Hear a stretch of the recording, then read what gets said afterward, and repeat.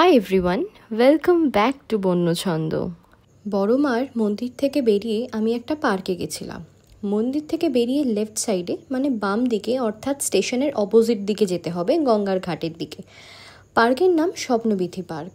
Entry লেগেছে 20 rupees per head. পার্কের ভেতর দিয়ে গঙ্গার ঘাটের খুব সুন্দর একটি দৃশ্য দেখা যায়।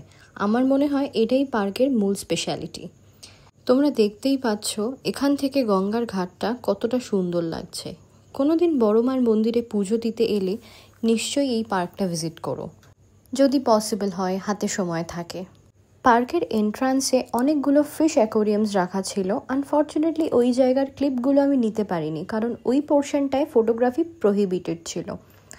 আর এখানে একটা ছোট্ট ওয়াটার ফাউন্টেন মতো বানানো, যার ভিতরে অনেক মাছ রাখা আছে। আর একটা টার্টেল ছিল, যেটা স্পষ্টভাবে দেখা যাচ্ছিল না, ওই জন্য ক্লিপটা আমি নিতে পারিনি।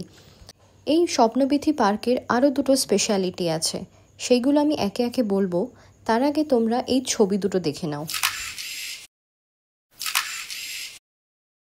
পার্কের মধ্যে একটা পোর্শন একদম ছোটোখাটো একটা জুয়ের মতো বানানো, যার মধ্যে অনেকগুলো পাখি আছে। যতটুকু ক্লিপ আমি নিতে পেরেছি ততটুকু শেয়ার করছি। আর হ্যাঁ, কয়েকটা ছবিও তুলেছি, দেখে নাও তোমরা।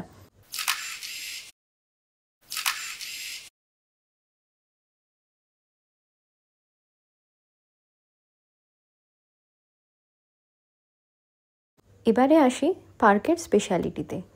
এই জায়গাটা দেখো, এই জায়গাটা বাচ্চাদের জন্য বানানো, যেখানে সিস, স্লাইডস, সুইং সব কিছু বানানো। আর এই জায়গাটা দেখো, এই জায়গাটা থেকে নিচে নেমে যাওয়া যায় ঘাটের দিকে, যেই জায়গাটা স্পেশালি বানানো কাপলসদের জন্য। আর এখান থেকে সানসেটের ভিউটা জাস্ট মেসমেরাইজিং দেখতে লাগছিল। আর এখান থেকে শুরু হচ্ছে গার্ডেন।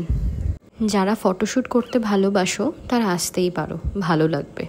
আমি ঠিক বলতে পারবো না পার্কটা কটায় বন্ধ হয়, তবে আমার বেরোতে বেরোতে প্রায় 5টা সাড়ে 5টা বেজে গেছিলো, তখনও খোলা ছিল। আজকে এই অবধি। সবাই ভালো থেকো, সুস্থ থেকো, বড়মা সবার মঙ্গল করুক। আমার ভিডিওটি ভালো লাগলে প্লিজ আমার চ্যানেলটিকে সাবস্ক্রাইব করতে ভুলো না। আবার দেখা হবে নেক্সট ব্লগে। Thank you.